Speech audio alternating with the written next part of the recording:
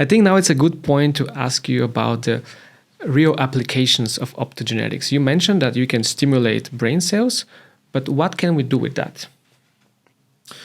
Well, stimulating the brain allows you to address causality, and there's two general reasons why you'd want to do that. One is to prove that something is important. So you can look at the brain all day and see electrical pulses, but how do you know what's important? Maybe an electrical pulse is just a copy and the real action's happening elsewhere.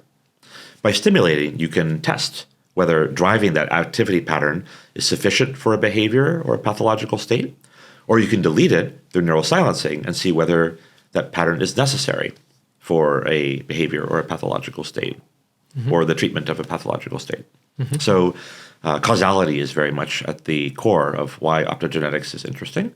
And of course, a second case would be therapeutic ideas. So if you do have a pattern of activity that you can drive and that could help with a pathological state, then that could potentially be a prototype of a therapy. You could try to copy that pattern through non-invasive means, like sensory stimulation or electrical stimulation.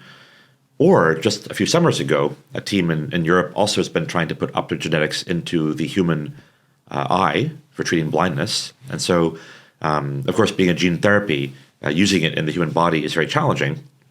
And so a lot of the translational impact of optogenetics is in the study of the brain, and then to see if you can take that insight and implement it through a non-invasive or less invasive means. But it's interesting to see a second and maybe a little bit less expected impact, which would be the use of optogenetics in people to directly try to treat conditions.